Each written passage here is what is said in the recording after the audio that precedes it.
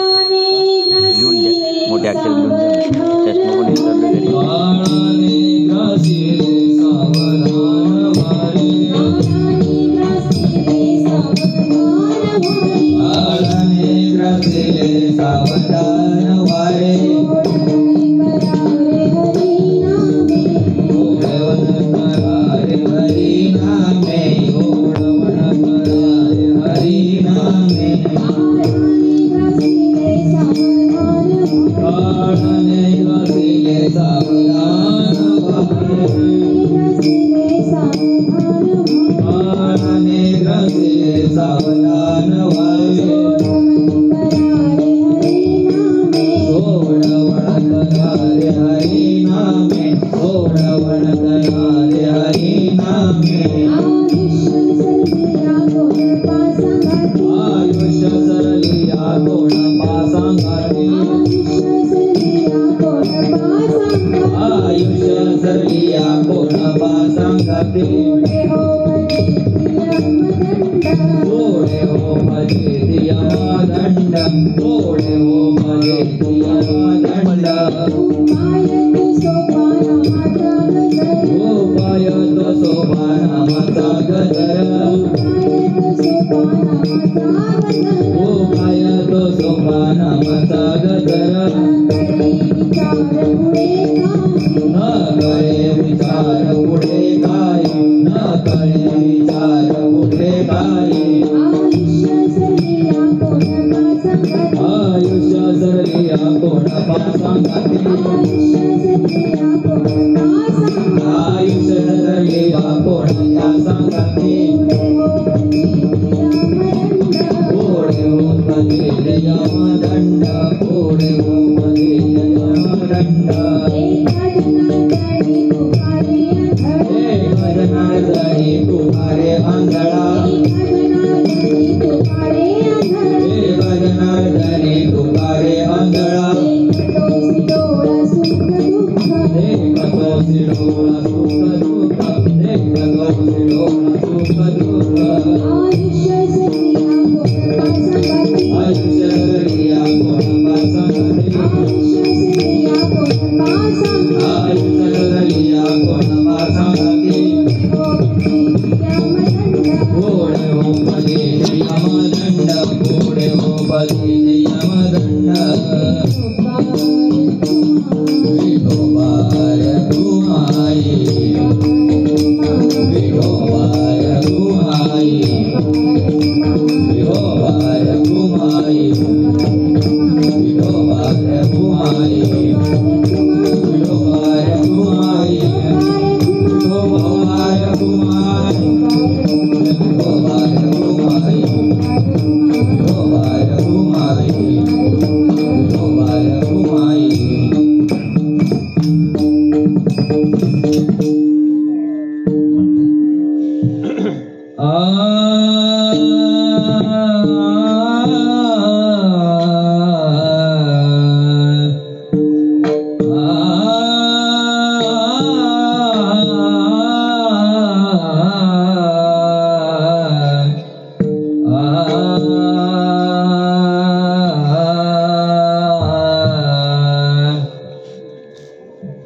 काळाने ग्रासेले सावधान वारे काळाने ग्रासेले सावधान वारे काळाने ग्रासेले सावधान वारे काळाने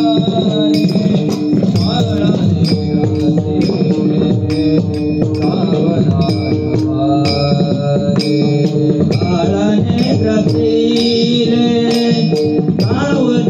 वारे काळाने ग्रासेले सावधान वारे काळाने ग्रासेले सावधान वारे काळाने ग्रासेले सावधान वारे काळाने ग्रासेले सावधान वारे काळाने ग्रासेले सावधान वारे काळाने ग्रासेले सावधान वारे काळाने ग्रासेले सावधान वारे काळाने ग्रासेले सावधान वारे काळाने ग्रासेले सावधान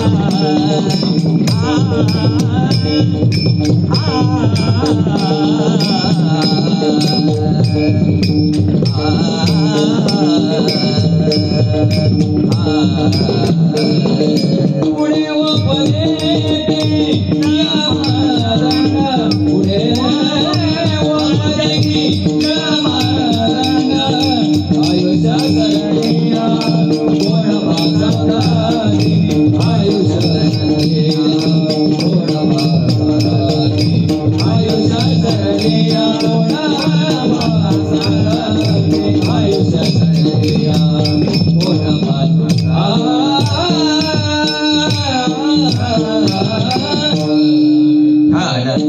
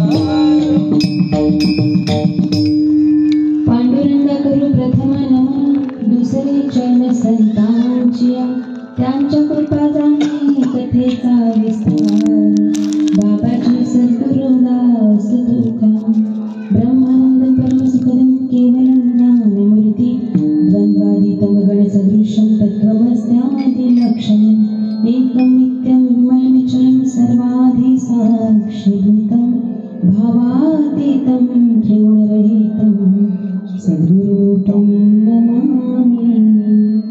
मस्तकही पायावरी या वारकरी संतांच्या सेवेलागी सेवक झालो तुमच्या लागलो निज चरणा ऐसियाचा पदर धरा जेने देव येईल घरा जेने देव येईल घरा ऐसे पदराचे धनी काळाने ग्रासले सावधान व्हारे सोडवून करारे हरिनामे आयुष्य सरलिया कोणी पासांगाती पुढे हो भजेती अमदंड।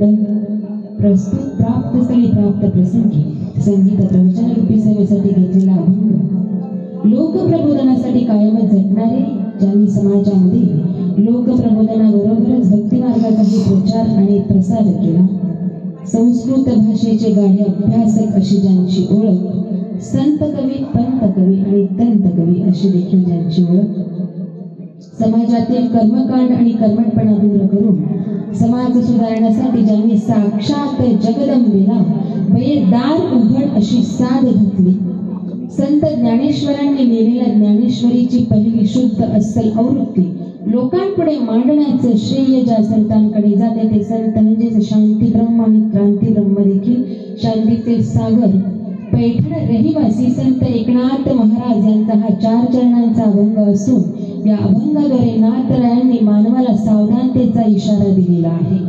प्रस्तुत अभंगाचा भावार्थ मी आपल्या समोर मांडते। नाथराय या अभंगाद्वारे असं प्रतिपादित करतात असा उपदेश करतात की मानवा काळाने ग्रासिले सावधान व्हारे सोडवण करारे हरिनामे। मानवा काळाने तुला ग्रासलेला आहे त्याने तुला घेरलेला आहे आणि हा काळ टपून बसलेला आहे आणि तो कधी तुला घेऊन जाईल हे देखील सांगता येणार नाही म्हणून तुम्हाला तुमची सोडवणूक करायची आहे परंतु ती कशी हरिनाम घेऊन म्हणून नाथरायामध्ये ती काळाने ग्रासलेले सावधान व्हारे सोडवण करारे हरिनामे। कारण आयुष्य सरत चाललेलं आहे आयुष्य सरलिया कोणपा सांगाती पुढे हो फजिती यमदंड। आयुष्य कसं आहे बरं 100 वर्षाचं आयुष्य आहे परंतु ते आता अर्ध गेलेलं आहे जे उर्वरित आयुष्य आहे त्या आयुष्यामध्ये आपल्याला भगवंताचं नामस्मरण करायचं आहे कारण हयात असताना आपली फजिती होत असते यात नवल नाही परंतु मृत्यूनंतर देखील आपली तिकडे फजिती होत असते आणि हे नाथरायांना आपल्याला पटवून द्यायचं आहे आणि म्हणून महाराज म्हणतात की आयुष्य सरलिया कोणपा सांगाती पुढे हो फजिती यमदंड। फजिती होण्यापेक्षा याच्यावरती काहीतरी उपाय आहे नाथराय म्हणतात एकच उपाय आहे कोणता उपाय तो सोपा नामाचा गजर न करी विचार पुढे काही तुम्हाला जर याच्यातून बाहेर पडायचं असेल तर एकच उपाय आहे आणि तो म्हणजे हरिनामाचा गजर करणं याच्या व्यतिरिक्त कोणताही विचार मनामध्ये आणायचा नाही। आणि म्हणून नाथराय म्हणतात की एका जनार्दनी तू कार्य आंधळा मानव हा डोळस असून देखील आंधळ्यासारखा वागतो असं नाथरायांचं मत आहे आणि म्हणून ते म्हणतात की एका जनार्दनी तू कार्य आंधळा देखतोसी डोळा सुख दुःख तुझ्या डोळ्यांनी तू सुख आणि दुःख यातला फरक तुला जाणवतो तरी देखील तू आंधळ्यासारखा वागत आहेस असा या अभंगाचा सरळ भावार्थ आहे। आज या ठिकाणी क्षत्रवासी गाव सरलंबेच्या निमित्ताने आपण जमलेलो आहोत त्याचा अल्पसा परिहार असा आपल्यातून निघून गेलेल्या कैलासाशी लक्ष्मीबाई नारायण अधिकारी यांच्या उत्तरकार्यानिमित्त आजची ही संगीत प्रवचन रूपी सेवा माझ्या पामराकडे आलेली आहे आणि ज्यांच्याद्वारे मला सेवा प्राप्त झाली ते आमचे नाना मधुकर नाना पर्टो यांच्यामुळे म्हणून त्यांच्या ठिकाणी मी आभार व्यक्त करते। आपल्यातून निघून गेलेली माऊली त्यांच्या पश्चात त्यांचं कुटुंब असं आहे त्यांची जी मुलं आहेत श्री भगवान नारायण अधिकारी पंडित नारायण अधिकारी पुंडलिक नारायण अधिकारी मच्छिंद्र नारायण अधिकारी रवींद्र नारायण अधिकारी त्यांच्या ज्या मुली आहेत श्रीमती ताराबाई पांडुरंग भंडारी लताबाई कान्ना पाटील भारती गोपीनाथ नवळे आणि चंद्रबाई सुरेश कडू अशा प्रकारे आईंच्या पोटी 9 जण मुलं होती 4 मुलं आणि 4 मुली परंतु बघा आई आज त्यांना त्यांच्या कुटुंबियांना काय केलेले ते सोडून गेलेले आहेत आणि एक दुःखाचा डोंगर, दुःखाचा आघात या अधिकारी कुटुंबावरती झालेला आहे. कारण बघा, प्रत्येक माणसाच्या आयुष्यामध्ये दुःख तर येतच राहते, नाही का? कारण एखाद्या व्यक्तीच्या आयुष्यामध्ये दुःखच नाही असं नाही. सुख आणि दुःख हे आपल्या जीवनामध्ये एक लपंडाव खेळत असतात, एक पाठशिवणीचा खेळ खेळत असतात. सुख आलं की सुखाच्या मागे दुःख, दुःखाच्या मागे सुख. कारण जर बघितलं तर मुळात मानवी जीवन हे संघर्षमय जीवन आहे आणि म्हणून प्रत्येक वेळेला आपल्या मार्गावरती आपल्याला संघर्ष करूनच पुढे जावं लागते. आणि म्हणून असं हे आयुष्य आहे मानवाचं. खऱ्या अर्थाने विचार केला तर आई आजारी होती आणि एकदा आजाराने आपण ग्रस्त झालो की तो आजार जर मोठा असला तर किती उपचार केले तरी शेवटी आपण जगू शकत नाही. डॉक्टर प्रयत्न फार करतात आपल्यासाठी, परंतु कधी कधी डॉक्टरही म्हणतात की आता माझ्या हातामध्ये काहीच उरलेलं नाही. मी माझे प्रयत्न केलेले आहेत, परंतु आता सर्व धागे दोरे त्या विधात्याच्या हातामध्ये आहेत. आता तो जे करेल तेच. अगदी याच न्यायाने आई गेलेले आहेत आणि प्रत्येकाला जायचं आहे. बरं, आपणही जाणार आहोत. जायचं तर आहेच, कारण हे कलियुग आहे. आयुष्य कसं आहे बरं? अल्प आहे. अगदी विचार केला तर ब्रह्मदेवाने चार प्रकारामध्ये वर्गीकरण केलं. त्यामध्ये मानवी उपस्थित होता, बैल, कुत्रा आणि घुबड हे 4 प्राणी त्या ठिकाणी उपस्थित होते. ब्रह्मदेवाने वर्गीकरण केलं. मानवा तुला 40 वर्षाचं आयुष्य, नंतर बैलालाही 40 दिलं, कुत्र्यालाही 40 आणि घुबडालाही 40. मग आता बघा, वर्गीकरण झालेलं आहे, परंतु मानव म्हणतो की पितामह, मी मानव आहे, ते प्राणी आहे, त्यांनाही तुम्ही 40 वर्षाचं आयुष्य दिलं आणि मलाही 40 वर्षाचं, हे कसं काय? आमच्यामध्ये तर फरक आहे. मग ब्रह्मदेव म्हणाले की आता मी काही करू शकत नाही, एकदा वर्गीकरण झालं म्हणजे झालं. पण तुला जर वशीला जर चालतो की बघ तिकडे जाऊन. मग मानव गेला, कोणाकडे गेला? बैलाकडे गेला आणि बैलाला सांगितलं की बाबा मला 40 वर्षाचं आयुष्य दिलेलं आहे, तुझ्यातलं थोडंसं आयुष्य मला देशील का? मग बैल म्हणाला घे बाबा, घेऊन टाक, कारण मलाही काही एवढं जगून काही फायदाच नाही, कारण मला सतत काबाड कष्टाची कामे करावी लागतात. मला शेतामध्ये मानव फार राबवतो, त्यापेक्षा एवढं जगायचंच नाही. मग बैलाने 20 वर्षाचं आयुष्य मानवाला दिलं. त्यानंतर मानव कुठे गेला बरं? कुत्र्याकडे गेला. कुत्र्यालाही आपली व्यथा सांगितली. कुत्र्या म्हणाला ठीक आहे, मलाही एवढं जगायचं नाही, कारण मी एका ठिकाणी बसलो की मला मानव लगेच उठवतो, हाडाड करून मला माझी हकालपट्टी करतो, त्यापेक्षा एवढं मला जगायचंच नाही.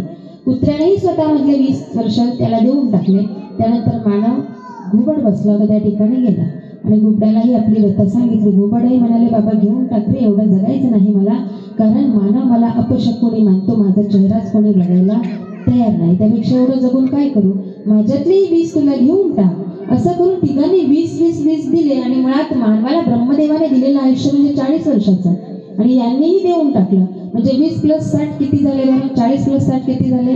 100 झाले. अशा प्रकारे कलियुगातील मानवाचं आयुष्य हे असं आहे, म्हणजे 100 वर्षाचं आहे.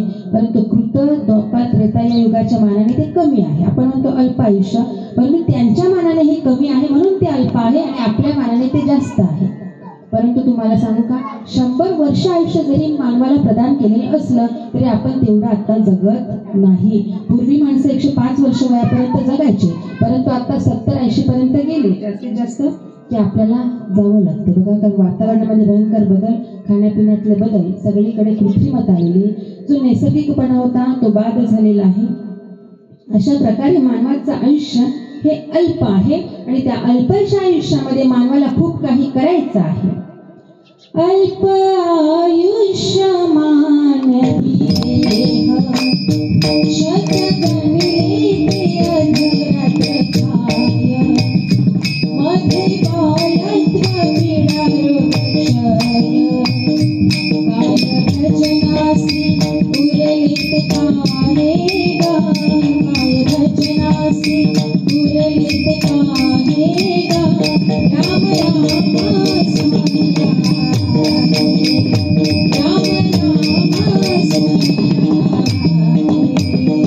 राम राम स्मरा, राम राम स्मरा.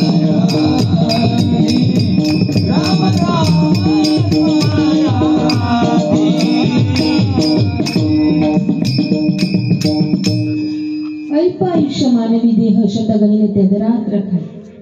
बघा, अल्पच आयुष्य आहे आणि त्या आयुष्यामध्ये आपल्याला खूप काही करायचं आहे. नरदेहाचा उद्धार नाही होणार, जन्ममृत्यूची रहाटी चुकवता येणार नाही, कारण आयुष्य सरलेलं आहे. आणि म्हणून जे उर्वरित आयुष्य आहे त्यामध्ये आपल्याला भगवंताचा अखंड विरतपणे नामस्मरण करायचं आहे. आणि हाच उपदेश संतांनी वारंवार आपल्याला केलेला आहे. अगदी प्रत्येक संतांची हीच विनविनी आहे की मानवा तू सावध हो बरं. नाही का, सावध नाही झालास तर तुझं अधपतन होईल आणि ते लवकर होईल. मग सावध व्हायचं आहे म्हणजे नेमकं काय व्हायचं आहे तर उठा जागे व्हारे आता, स्वर्ण करा पंढरीनाथा भावे चरणी ठेवा माता चुकवा व्यथा जन्माच्या. किंवा आत्ता तरी उघडा डोळे जरी अद्यापी न कळे तरी मातेची अखोळे दगडाला पोटासे. रामदास स्वामी आपल्या आयुष्यामध्ये सावध झाले. फक्त सावधान हा शब्द ऐकला आणि ते सावध झाले. सावध सावधान माझी भोला नारायण. सावध सावधान माझी भोला नारायण. सावध सावधान वाचे बोला नारायण. मुखामध्ये नारायणाचं नाम घ्या म्हणजेच तुम्ही काय झालं, सावध झाले. जग जोगी जग जोगी जाग जाग बोलती. बघा, सावध व्हायचं आहे, जाग व्हायचं आहे. संत त्यासाठीच तर वारंवार कळकळीची विनंती करतात की मानवा आयुष्य सरत चाललेलं आहे, तुला नरदेहाचा उद्धार करून घ्यायचे, परंतु तू आता सध्या झोपलेला आहेस आणि म्हणून तू काय हो सावध हो. सावध झालास तर नक्कीच तुला जन्ममृत्यूची रहाटी चुकवता येईल. आणि म्हणून या सगळ्या गोष्टी आपल्याला करायच्या आहेत. एकंदरीत हा विचार आपण संसारामध्ये करत असतो, परंतु तोच विचार आपल्याला परमार्थामध्ये देखील करायचा आहे. जेवढा आवडीने आपण संसार करतो अगदी तेवढ्याच आवडीने जर परमार्थ केला तर नक्कीच जन्ममृत्यूची रहाटी चुकल्याशिवाय राहणार नाही. आणि त्यासाठी आपल्याला भगवंताला शरण जायचं आहे, कारण त्याशिवाय ते शक्य नाही. बघा, मग ते शरण कसं जायचं आहे तर शुद्ध भावाने, अंतःकरण शुद्ध असायला हवं, तरच देवाची प्राप्ती होऊ शकते आपल्याला. आणि म्हणून मनी नाही भाव आणि देवा मला पाव अशी म्हण आहे की नाही. मनामध्ये भाव नसला तर देवाची प्राप्ती शक्य नाही, किंवा अंतःकरण शुद्ध नसलं तरीही ते शक्य नाही. कारण भाव ज्याचे गाठी त्याची लाभ उठावते. आपण मंदिरामध्ये जातो, देवासमोर माथा टेकवतो, परंतु मनामध्ये भाव नसला तर ते शक्यच नाही. आणि म्हणून भावेन देवं कल्याण नरेंद्रम धनेन कांता कपटेन शत्रू सत्यन मित्रम कृपयाच पुत्रम ज्ञानेन मोक्षम वशमाने. ज्याप्रमाणे राजा कलेने प्रसन्न होतो, पत्नीला साडी पैसा सोनं असलं की पत्नी प्रसन्न होते, शत्रूला कपटाने जिंकता येते नाही का, मित्राला प्रेमाने. अगदी अशा प्रकारे ज्ञानाने मोक्ष मिळवता येतो. अगदी तसंच शुद्ध भाव असला की देवाची प्राप्ती नक्कीच होऊ शकते आपल्याला. आणि म्हणून या गोष्टी आपण लक्षात घेतल्या पाहिजेत आणि देवाला अनन्य भावे शरणही गेलं पाहिजे. अनन्य भावे शरण म्हणजे कसं जायचं बरं, ज्याप्रमाणे बाळ आईशी अनन्य असते, नदी समुद्राशी अनन्य असते, वासरू गायीशी अनन्य असते, अगदी तसंच भक्ताने भगवंताशी अनन्य व्हायला हवं, म्हणजे एकरूप व्हायला हवं, तद्रूप व्हायला हवं, तेव्हाच त्याची प्राप्ती आपल्याला होऊ शकते. मग ते कसं शरण जायचंय बघा, माऊलीने सुंदर वर्णन केलंय. जो होया माझा अनन्य शरण, जो होया माझा अनन्य शरण, जो होया माझा अनन्य शरण, जो होया माझा Oh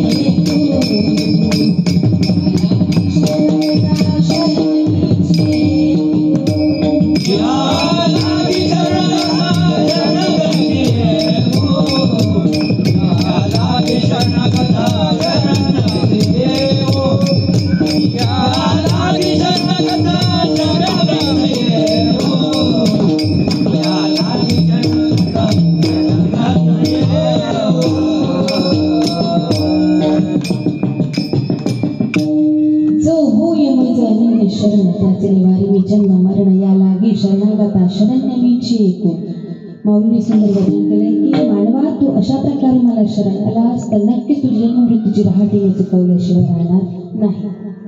पण काय आहे सांगू का, मानव हा विषयांच्या अधीन झालेला प्राणी आहे आणि माया आडवी आलेली आहे. बघा, माया आडवी आली की भगवंताचं काय होतंय, विस्मरण होत असते आणि ती एकदा आपण सोडली की मग काय होतं, आपण सतत परमार्थ करत असतो, भगवंताचं नामस्मरण करत असतो आणि माया ही फसवी आहे, फसवते ती आपल्याला.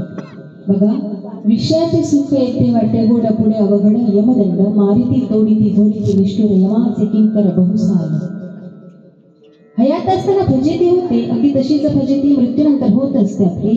आपल्याला घ्यायला काही यमराज येतात असं नाही, कधी कधी यमाचे दूतही येतात आणि ते घेऊन जातात आपल्याला. आणि ते इतके निष्ठुर कर्म करत असतात आपल्याशी की काय करतात बरं, तप्त भूमीवरील चालविती पायी, ते खैराचे जे इंगळ आहेत ना त्याच्यावरती चालायला लावतात आपल्याला.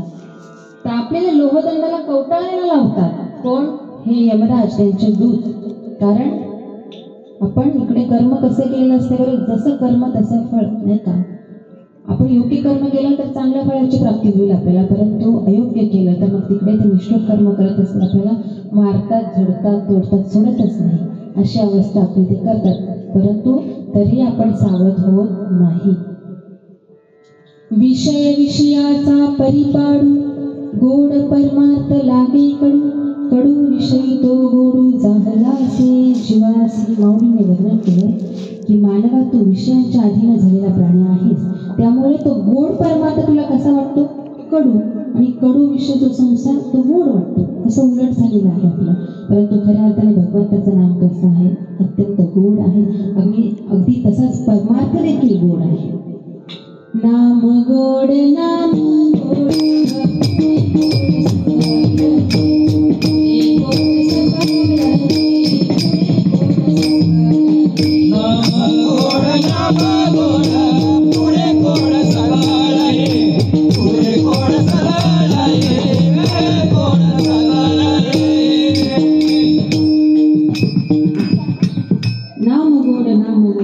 गोड सकळ हे नाम गोड आहे आणि ते आपल्याला घ्यायचं आहे.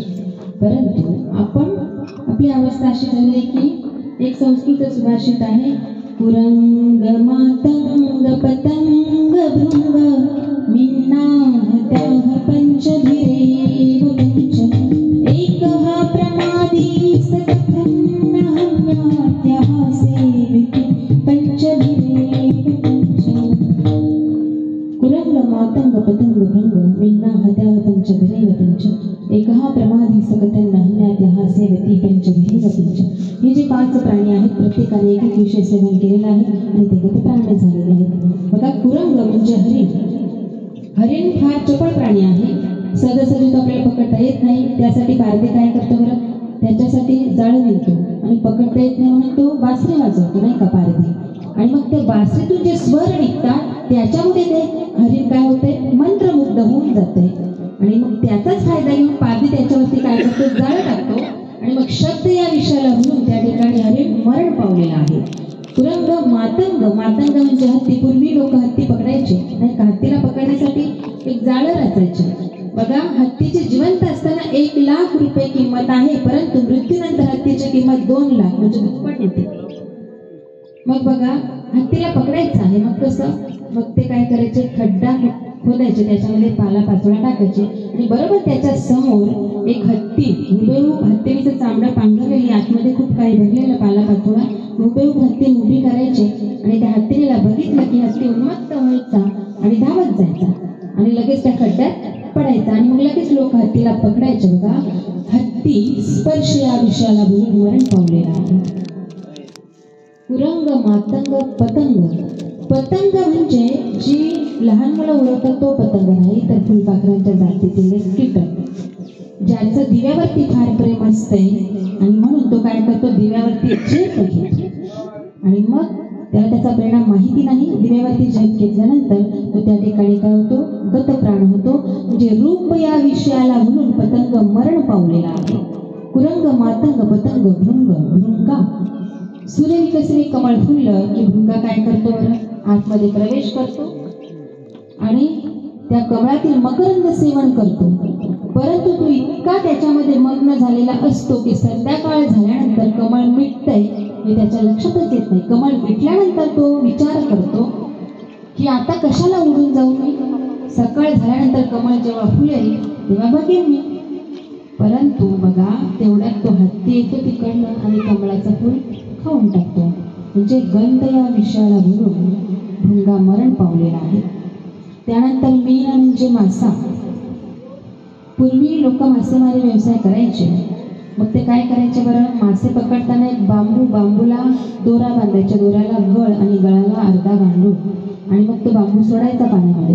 मग तिकडनं लगेच मासा धावत यायचा, कारण माशाचं खाद्य काय आहे, गांडूळ आहे. तो धावत यायचा तेव्हा गांडूळ त्याला म्हणतो, एक कोटी आहे, मी मेलो तुझ्यासाठी, तू नको मरू माझ्यासाठी, उभा आहे जग जेथे. त्या ठिकाणी गांडूळ माशाला उपदेश करतो, परंतु मासा काही ऐकत नाही आणि मग मासा येऊन गांडुळाला खातो. तेवढ्यात तो वरचा काय करतो बरं, गळाला हिसका देतो आणि मासा गतप्राण होतो. म्हणजे रस या विषयाला भरून मासा मरण पावलेला आहे.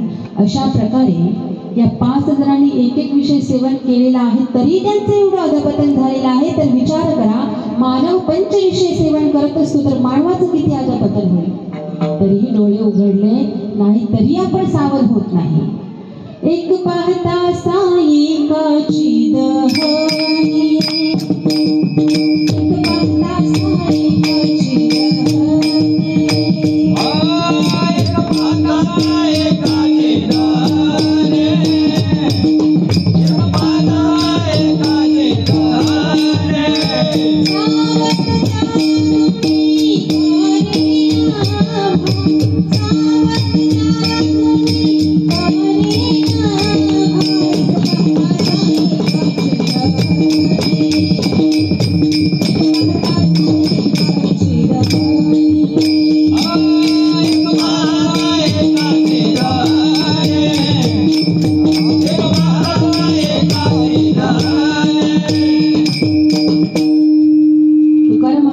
एक पाहता सायिकाची दहनी, दहनी सावध त्या गुणी कार्य. मानवा प्रेतयात्रा जळत असताना तू त्या ठिकाणी हजर असतो की नाही आणि बघतोस की ते प्रेत जळत आहे आणि तशीच अवस्था माझी होणार आहे की नाही, प्रत्येकाची होणार. परंतु तरी डोळे उघडत नाही. डोळे उघडले असते तर इतक्यात आपण खूप काही केलं असतं, परंतु डोळे उघडत नाहीत. म्हणजे आपण आजही बेसावध आहोत आणि म्हणून संत म्हणतात तू काय हो, सावध हो. आणि एकंदरीत सगळ्याचा विचार नाथरायांनी केला आणि मग नाथराय म्हणतात की मानवा सावध हो, कारण काळाने तुला ग्रासलेला आहे आणि तो कधी तुला गिळंतूळ करेल हे सांगता येत नाही. हे त्यांनी पटवून दिले अभंगाच्या प्रथम चरित्रामध्ये. काळाने ग्रासीले सावधान वारे, काळाने ग्रासीले सावधान वारे, काळाने ग्रासीले सावधान वारे, काळाने ग्रासीले सावधान वारे, गोडवन करारे हरी नामे, गोडवन करारे हरी नामे,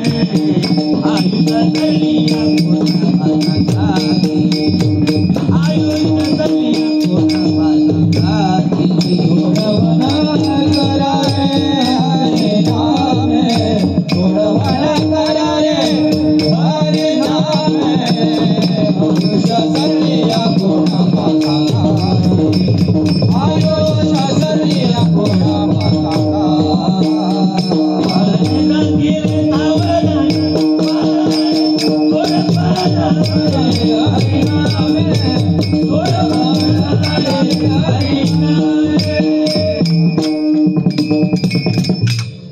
काळाने ग्रासले सावधान व्हारे, सोडवन करारे हरिनामे. नाथराय म्हणतात मानवा काळाने तुला ग्रासलेला आहे, तुला घेरलेला आहे आणि तो कधी तुला उचलेल हे सांगता येत नाही. आणि मग काय करायचे तुला, काळाने ग्रासले सावधान व्हारे, सोडवन करारे हरिनामे. तुला सोडवून तुझी करायची आहे, परंतु त्यासाठी तुला आधी हरिनाम घ्यावं लागेल, तेव्हा तुझी सोडवणूक होईल की नाही. अवघाची आकार ग्रासलेला काळे, एकच निराळे हरिनाम. संपूर्ण विश्व काळाने ग्रासलेलं आहे, परंतु त्यामध्ये एक असं काहीतरी आहे. ते काय आहे? हरिनाम आहे. कारण विचार केला तर या काळाच्या चक्रीवादळामध्ये आपण अडकलेलो आहोत, काळाच्या तडाख्यात आपण अडकलेलो आहोत. याच्यातून बाहेर पडायचं आहे आपल्याला. जन्मले ते बाळ त्याची वाट पाहे. काळ जेव्हापासून बाळाचा जन्म होतो तेव्हापासून त्याच्या उशाला काळ बसलेला असतो, वाट बघत असतो आपली, याला कधी न्यायचं कधी न्यायचं. म्हणजे अशा प्रकारे हा काळ कधीच कोणाला सोडणार नाही बरं, कधीच नाही. आपण किती लपण्याचा प्रयत्न केला तरीही नाही. पण म्हणतो की ती व्यक्ती बाहेर गेली नसेल तर अपघात झाला नसता, टळलं असतं, परंतु तसं नाही. जे आहे ते आहेच आणि ते सत्य आहे. कारण सांगायचं झालं तर गरुड महाराजांना तर कुठे आईला वाचवता आलं सांगा? त्यांचा तर किती मोठा अधिकार. भगवान महाविष्णूचं वाहन म्हणजे गरुड.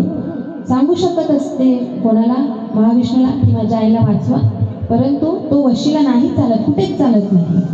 बघा, गरुड महाराजांची आई घरात होती आणि गरुड बाहेर गेले होते. यमराज आले, आईच्या कपाळावरती काहीतरी वाचलं, हसले आणि निघून गेले. त्यानंतर गरुड आला आणि मग आईने सांगितलं, बाळा यमराज आले होते, असं असं झालं. आता गरुडाला समजलं की आईचा मृत्यू जवळ आलेला आहे. मग शेवटी गरुडाने विचार केला, आता आईला लपू तरी कुठे, कुठे लपवायचं आईला. मग घेतलं खांद्यावरती आणि हिमालय प्रदेशामध्ये निर्जन स्थळी एका झाडाच्या ढोलीमध्ये आईला लपवलं. कोणी? गरुडाने. परंतु हे यमराज आधीच त्या ठिकाणी उपस्थित होते. ते म्हणाले, बाबा बरं झालं आमचं काम सोपं केलंस. बघा, इतका मोठा अधिकार होता गरुड महाराजांचा, परंतु नाही वाचवता आला आईला. किती मोठा अधिकार होता बरं. गरुडाचे पाय, गरुडाचे पाय, गरुडाचे पाय, गरुडाचे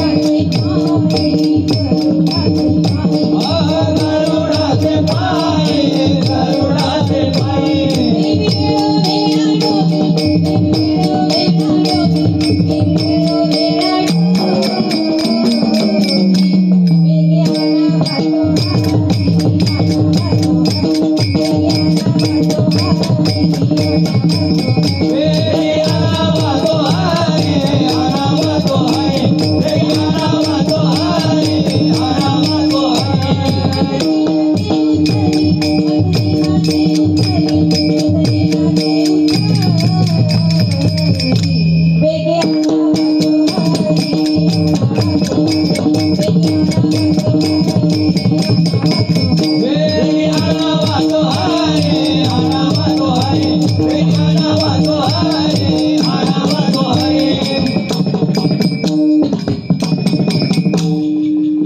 मोठा अधिकार गरुड महाराजांचा, परंतु नाही जमलं.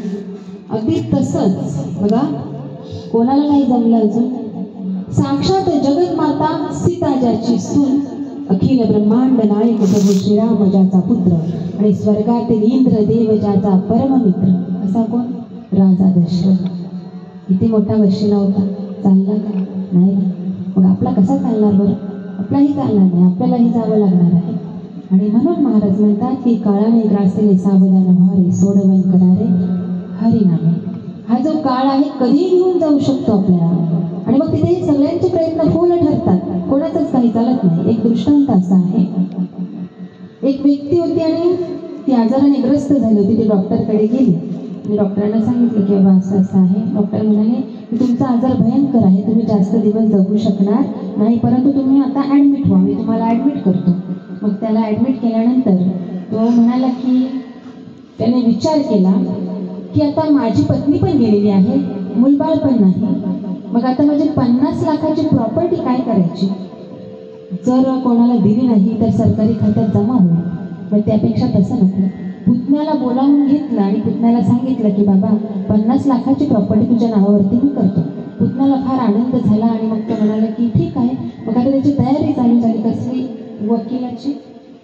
वारसदार मृत्यूपत्र लिहायला वकिलाला घेऊन आला तो दवाखान्यात आणि अतिविभागाकडे जाण्याचा मार्ग असं त्याने त्या ठिकाणी वाचला आणि तो गेला. तिकडे गेल्यानंतर बघतो तर काका गेलेले आहेत, नाही का, काकांनी जीव सोडलेला आहे.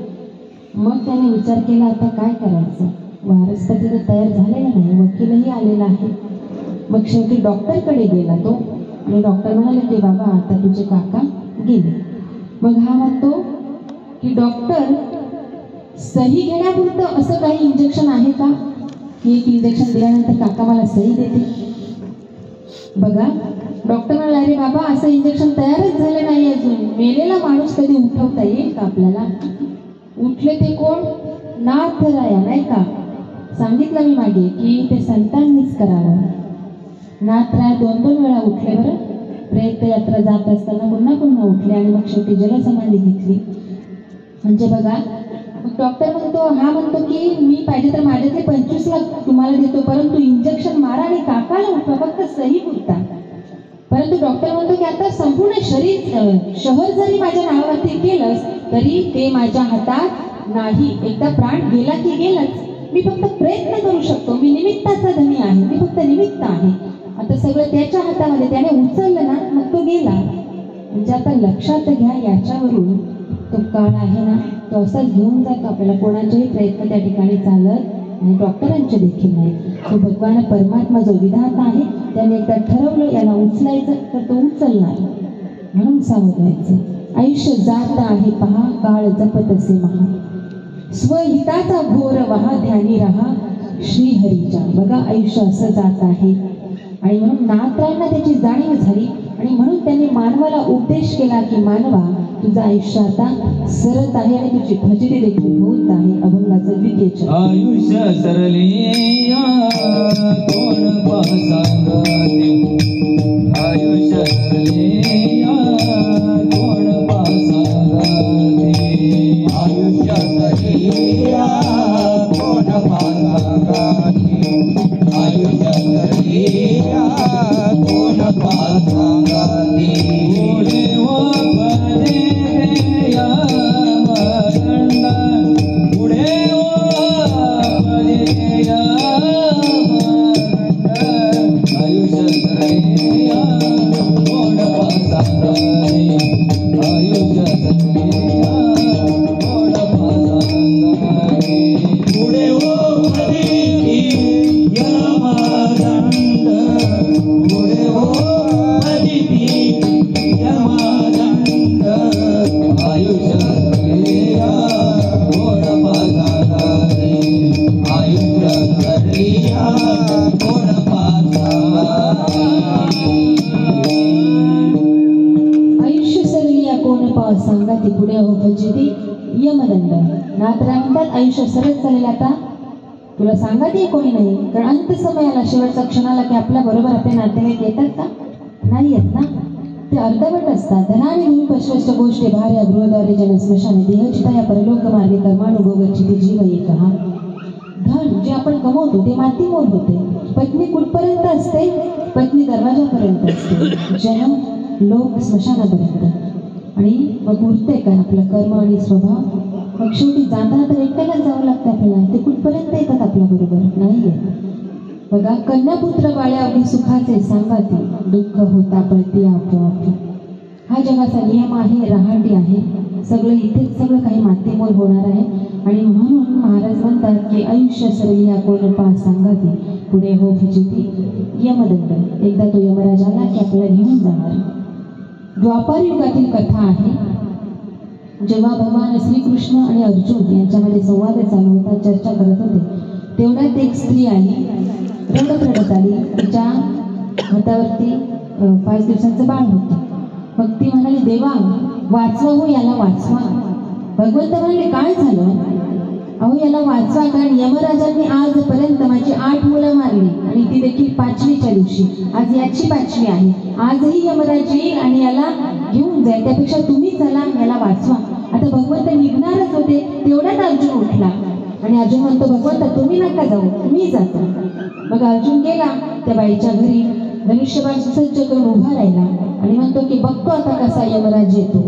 अगदी रेडीच होता अर्जुन, पण बघतो यमराज कधी येतो. बघता बघता काय झालं, बाळाचा प्राणही निघून गेला तरी अर्जुनाला कळलं नाही. म्हणजे लक्षात घ्या इथे कोणाचंच काही चालत नाही, नाही का.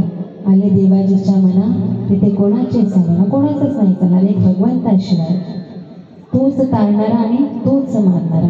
म्हणून लक्षात घ्या, या गोष्टी सोप्या नाहीत, अगदी सहजच होतील असंही नाही. आणि म्हणून मग सोडवणारा तर फक्त तोच आहे. कोण? तुका म्हणे तुझं सोडविना कोणी एका चक्रपाणी वाचून या, किंवा अंतकाळीचा सोयरा तुका म्हणे विठोबा. अगदी या सगळ्या गोष्टी जाणून सोडवणारा तोच आहे. आणि म्हणून महाराज म्हणतात की याच्यावरती तुला याच्यातून बाहेर पडायचं असेल तर याच्यावरती आता एकच उत्तम उपाय आहे, आणि तो म्हणजे अभंगाचा तृतीय चरण. उपाय तो सोपा नामचा गजर, उपाय तो सोपा नामचा गजर, उपाय तो सोपा नामचा गजर,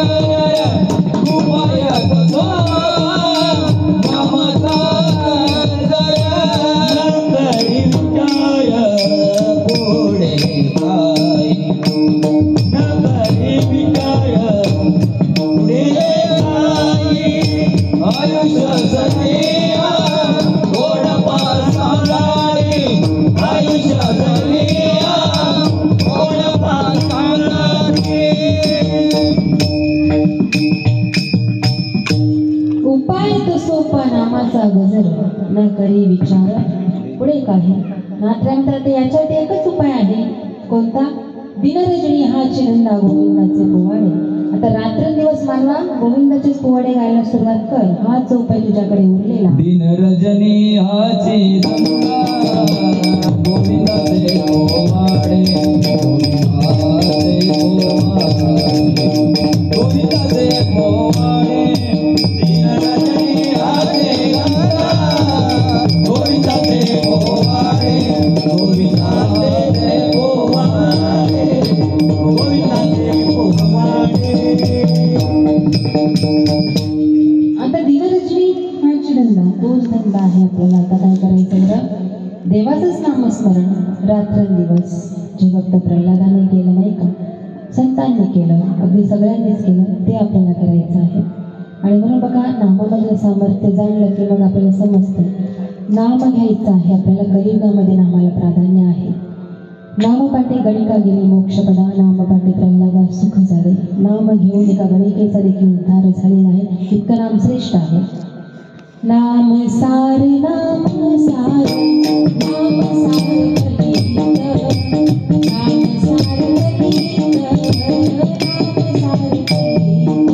नाम सार नाम सार नाम सार करीत, नाम सार करीत, नाम सार करीत. नाम सार नाम सार नाम सार करीत. किंवा नामते स्मरण अमृत संजीवनी मनीदासी झाली. हे जे कधी प्रत्येकाने आपला अनुभव मांडला की नाम घेतल्याने अमरपणा प्राप्त होतो, अमृतत्व प्राप्त होते. म्हणून नाम घ्या. संतांनी उपदेश केला आपल्याला की तुम्हाला काय करायचं, फक्त नाम घ्यायचं आहे. ते एकदा घेतलं की तुमच्या सगळ्या गोष्टी सहज आणि सुलभ होतात. आणि म्हणून या जगामध्ये जे सत्य आहे, जे शाश्वत आहे, जे अमर आहे, जे अविनाशी आहे, जे अहर्निश आहे, जे त्रिकालदर्शी आहे, असा भगवान परमात्मा पांडुरंग याचं एकदा प्रेमाने वचन करूया. विठोबा रखुमाई, विठोबा रखुमाई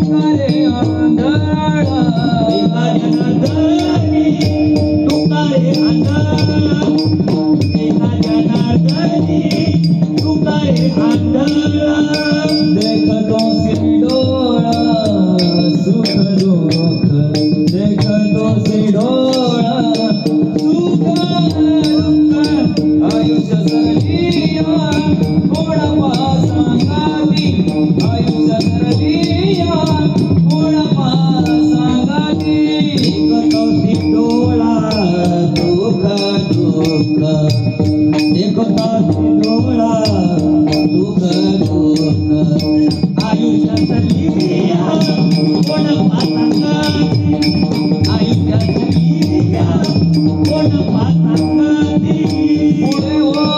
अंधारा देखतो डोळा सुख दुःख. नाथराय म्हणतात की मानवा तू डोळस असून देखील आंधळ्यासारखा वागतोस. म्हणजे सुख आणि दुःख तुला समजते तरी तू अजाणतेपणा करत आहेस. तुका म्हणे या लोकीच्या व्यवहारे नका डोळे धरे भरुडे राहू. संत तुकाराम महाराज म्हणतात की मानवा तुझ्या डोळ्यावरती एक अंधार आलेला आहे, एक काजळी आलेली आहे.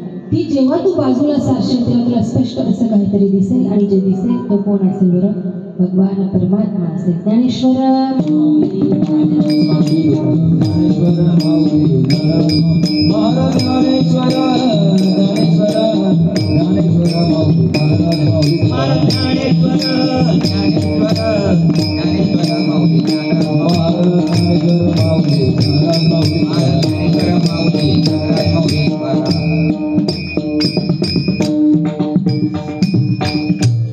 काळाने ग्रासले सावधान व्हारे सोडवण करारे हरिणामी आयुष्य सरिया कोण पाल सांगाती पुढे हो भजिती यमदंड. प्रस्तुत अभंगाचा भावार्थ मी आपल्यासमोर मांडलेला आहे, परंतु या अभंगाचा भावार्थ असाच असेल असंही नाही. कारण प्रत्येक वक्ता त्याच्या विचारशैलीनुसार आपलं मत प्रकट करत असतो आणि म्हणून जे काही चुकीचं किंवा चुकीचंच असेल तो माझ्या बुद्धीचा दोष समजा. बालक बोबडा बोले का वापुडा विचुका पाऊली ते तू जर करुणी माऊली रिजे जेवी किंवा साई खेळे याचे बाहुले चालविता सूत्राजणी चाले तेचा दावित बोले स्वामी तो माझा किंवा करविली तेसी केली कटकट वाकडे केले तो देव जाणे. जे काही चांगलं असेल तो माझे गुरुवर्य शंकर बाबा गडटोळे यांचा आशीर्वाद समजा. खऱ्या अर्थाने आजचं जे निमित्त आहे आपल्यातून गेलेली माऊली कैलासाशी लक्ष्मीबाई नारायण अधिकारी निघून गेलेली एक स्त्री होती. आणि तुम्हाला माहितीच आहे की एक स्त्री आपल्या आयुष्यामध्ये अनेक नाती निभावत असते. मग त्यामध्ये ती कोणाची आई असते, कोणाची मावशी असते, कोणाची आत्या असते तर कोणाची मामी असते. अशी ही स्त्री. परंतु या जगात सर्वश्रेष्ठ नातं जर कोणतं असेल तर ते आईचं आहे. कारण प्रेम स्वरूप आई, वात्सल्य सिंधू आई. बघा, ज्याच्या जीवनातून आई वजा होते त्याचं जीवन कसं अगदी शून्यासारखं नाही का? कारण जेव्हा जीवलग व्यक्ती आपल्या जीवनातून वजा होते ना, एक शून्याची पोकळी आपल्या आयुष्यामध्ये निर्माण होते. आणि म्हणून प्रत्येकाला आई हवी आहे, प्रत्येकाला हवी आहे. कारण आईशिवाय हे जग कसं आहे बरं? सुना आहे. आणि ही आई आपल्यासाठी खूप काही करत असते. काय करत नाही ते विचारा आधी.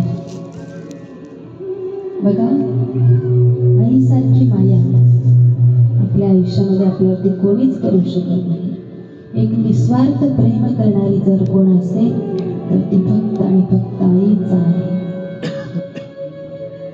आणि म्हणून ही आई आपल्यासाठी खूप काही करते. जन्म देते आपल्याला. जन्म दिल्यानंतर बघा, बाळंतपण ही अशी प्रक्रिया आहे की यदा कदाचित त्या ठिकाणी आईचा मृत्यू देखील होऊ शकतो. आपण म्हणतो की तो स्त्रीचा पुनर्जन्म असतो, नाही का? आणि जेव्हा डॉक्टर म्हणतात की आईला वाचवायचं की बाळ वाचवायचं, तेव्हा आई काय म्हणते बरं? मी मेली तरी चालेल पण माझं बाळ वाचवा. बघा, हे फक्त आईच म्हणू शकते बरं. आणि त्यासाठी आई व्हावं लागेल. आधी आई आपल्यासाठी काय काय करते हे आपण कधी जाणतो? जेव्हा आपण स्वतः आई होतो ना, तेव्हा समजते की माझ्या आईने माझ्यासाठी काय काय केलं असेल. तेव्हा मग जाणीव म्हणते आपल्याला, फक्त तोपर्यंत आई निघून गेलेली असते. हो, हे जाणायचं आहे आपल्याला. बघा, आई जन्म देते, रात्रंदिवस त्या बाळासाठी जागते, तळहाताचा पाळणा करते, नेत्रांची ज्योती करते. अगदी तशी झोप किती त्या प्रसूती वेदना किती झालेल्या असतात, तिला अत्यंत भयानक वेदना झालेल्या असतात, परंतु तरीही तिच्या चेहऱ्यावरती कोणत्याही प्रकारचा कोणताही भाव नसतो. अगदी तशीच पहाटे उठून तशीच ती सगळी कामं उरकते. कारण दुःख असेल नाही का, वेदना असतील, परंतु दुसरीकडे सुखही आहे. बाळाच्या विश्वामध्ये ती रममाण झालेली असते, अशी ही आई. आणि ही आई, या आईची माया किती गोड आहे, किती गोड आहे बरं. कुशीत तुझिया जन्मा भाग्याला नाही तोड, कुशीत तुझिया जन्मा भाग्याला नाही तोड. आई ग आई माया तव केल्याने गोड, आई ग आई माया तव केल्याने गोड. ते गगन श्री बसला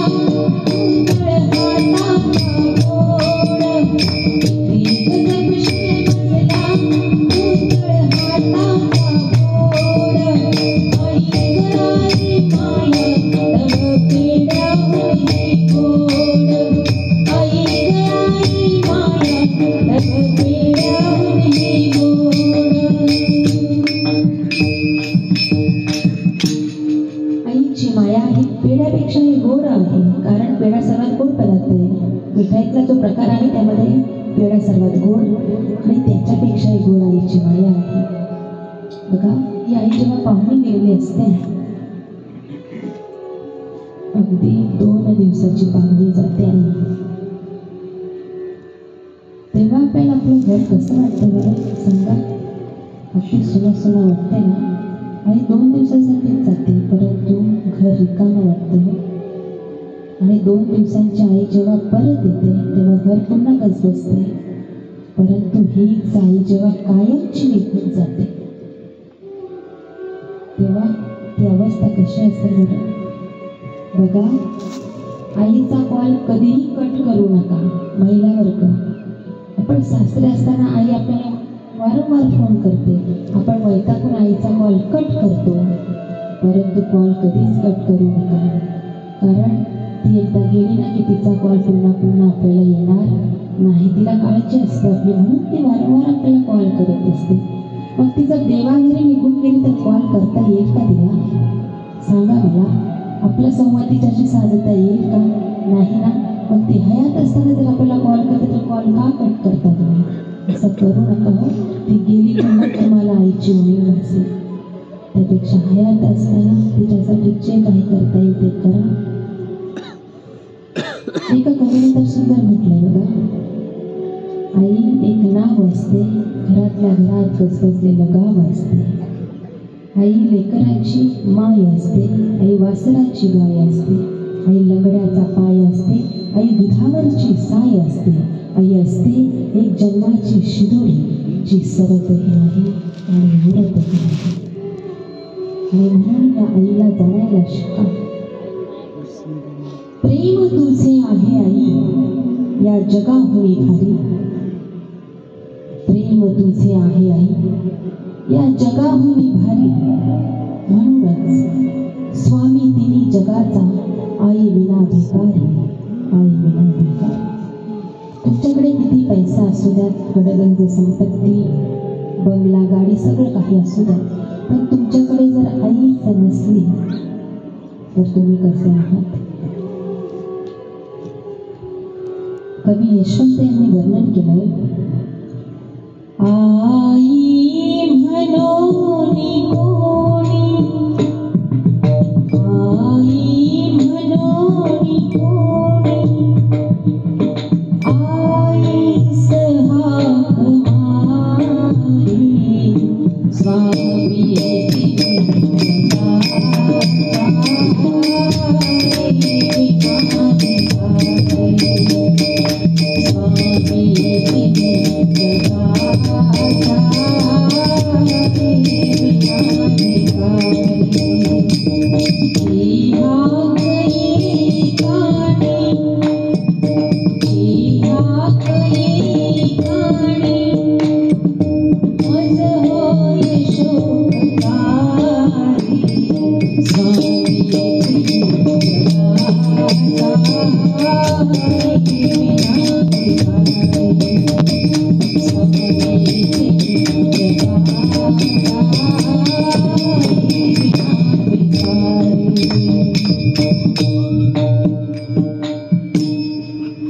स्वामी तिने जगाचा आई विना भिकार, म्हणून ही आई असताना तिला जाणायला शिका.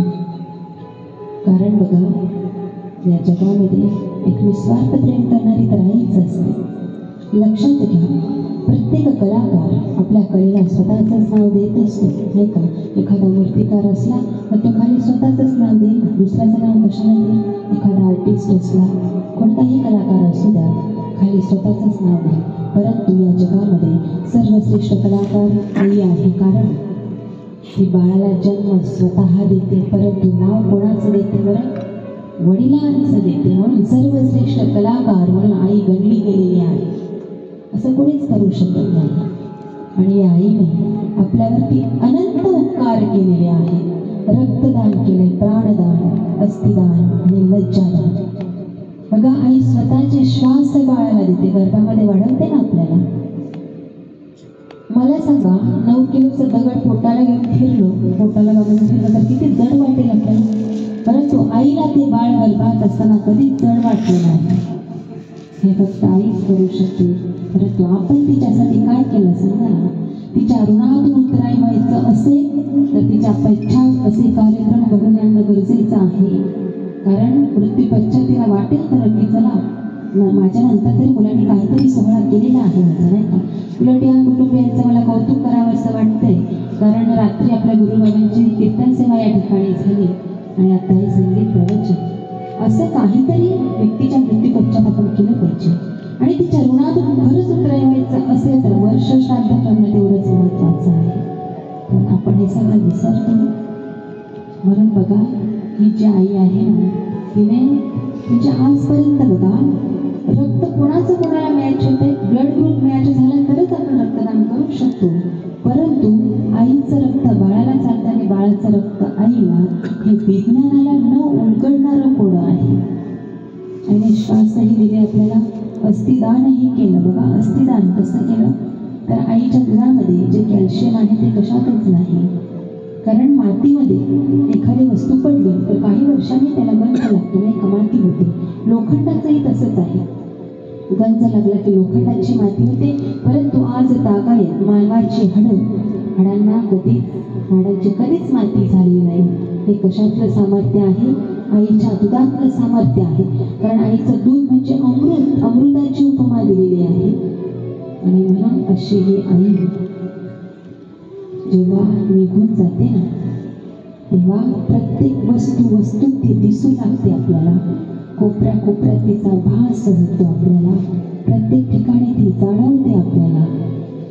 परंतु ती नसते, हो, ती कुठेच नसते. कारण ती जग सोडून गेलेली असते ना. मग हीच आई आपल्याला कुठे कुठे दिसते बरं? अंबरुनी वासराने, अंबरुनी वासराने साठते जवा गाय, तवा मले तिच्यामध्ये दिसते माझी माय, दिसते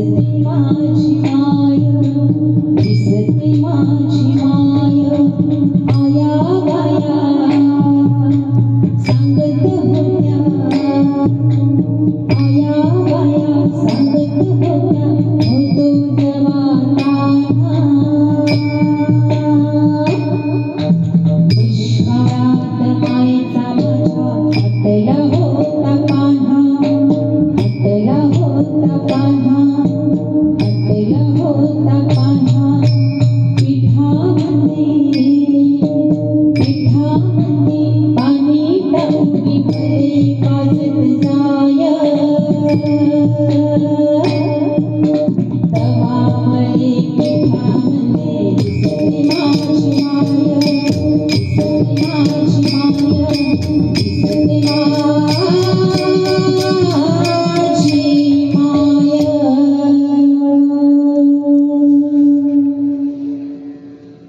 बघा ही अशी आई सगळीकडे जाणवते आपल्याला, परंतु तू येणार नसते कधी. जेव्हा महाभारतीय युद्ध संपलं तेव्हा द्रौपदी फार रडत होती, फार रडत होती. तेव्हा भगवंत म्हणाला की द्रौपदी तुला रडणं शोभत नाही गं, तू का रडतेस? तू तर पंडुराजाची सून आहेस, तू वीरधनुर्धर योद्धा अर्जुनाची पत्नी आहेस आणि भगवंताची बहीण देखील आहेस, तुला रडणं शोभत नाही द्रौपदी. तेव्हा द्रौपदी म्हणाली की देवा मी पंडुराजाची सून म्हणून रडत नाही, मी अर्जुनाची पत्नी म्हणूनही रडत नाही आणि मी देवाची बहीण म्हणूनही रडत नाही देवा. भगवंता मी ती रडते ना फक्त एक अभिमन्यूची माय म्हणून रडते देवा, आणि हे तुला कधीच कळणार नाही.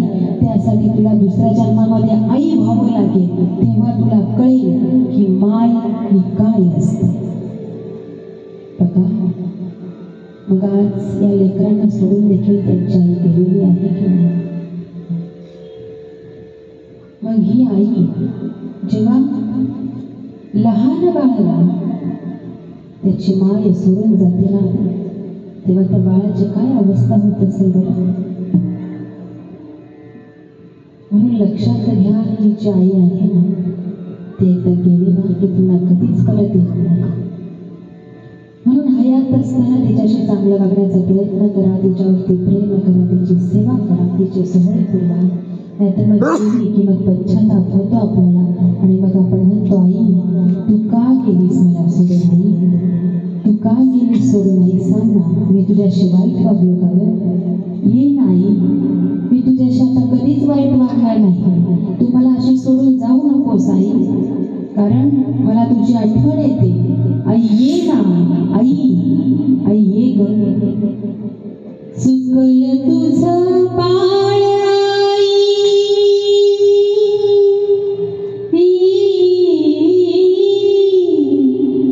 चुकल तुझं बाळ आई, रडत धाई धाई ग, रडत धाई धाई ग. तू ये ना माझे आई, तू ये ना माझे आई, ये ना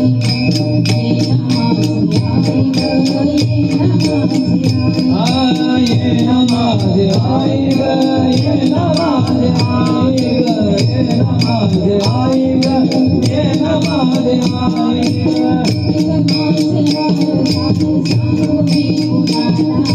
साधु की गुणाला, साधु की गुणाला, सावधेरी गुण गेली पडलं मी उठाला, पडलं मी उठाला, वासनाला सोडून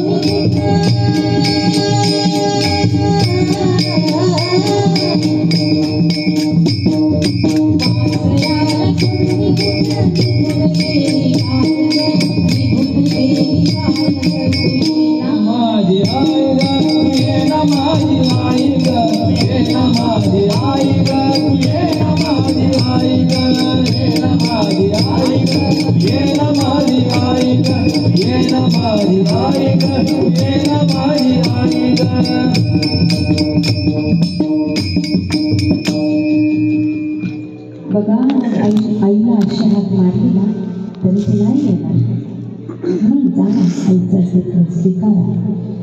या लहान बाळाला बघा लेकुराचे हित वाही, माऊलीची चित्तायसे कळवळाची जाती करी लाभाविनं, प्रीती निस्वार्थ प्रेम करणारी ही आई असते बरं. आईचं लक्ष त्या बाळावरतीच असते नेहमीच. आई कुठेही जाऊ द्या, तिचं बाळ जेव्हा पाळण्यात असते ना, ती पाण्याला जाऊ द्या, शेतावर जाऊ द्या, कुठेही जाऊ द्या, बाजारात गेले तरी माझं बाळ झोपलं असेल का, जेवलं असेल का, पडलं असेल का, पाळण्यातून काही खाल्लं असेल का, अशी काळजी करणारी फक्त कोण असते, ही आईच असते. मग जेव्हा ही आई त्या बाळाला सोडून जाते तेव्हा ज्यावेळेस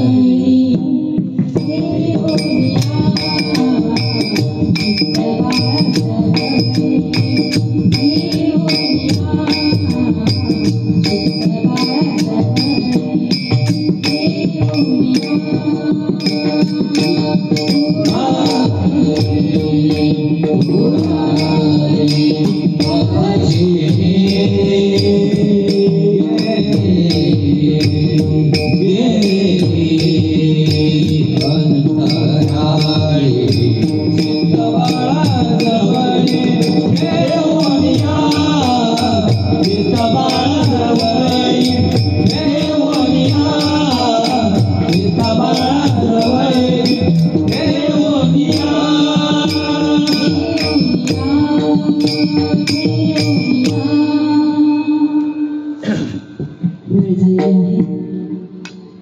या ठिकाणी मला ज्यांनी आमंत्रित केलं आमच्या नाना मधुकर परटोळे यांच्या ठिकाणी आभार व्यक्त करते.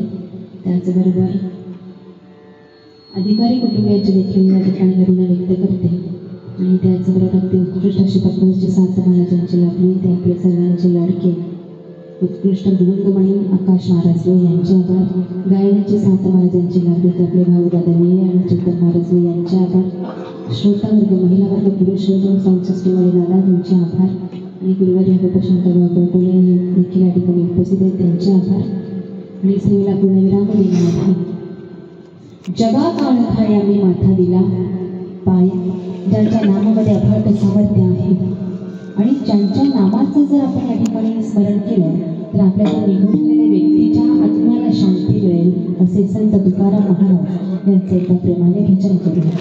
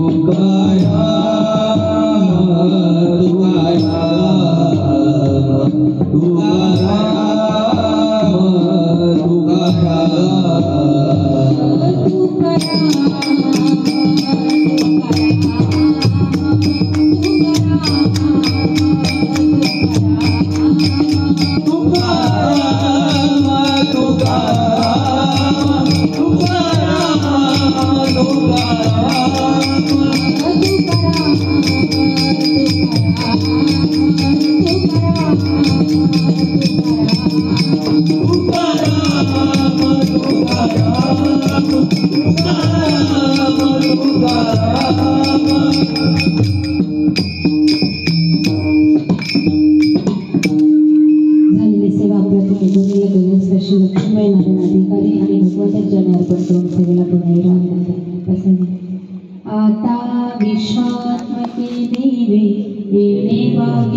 तो शाम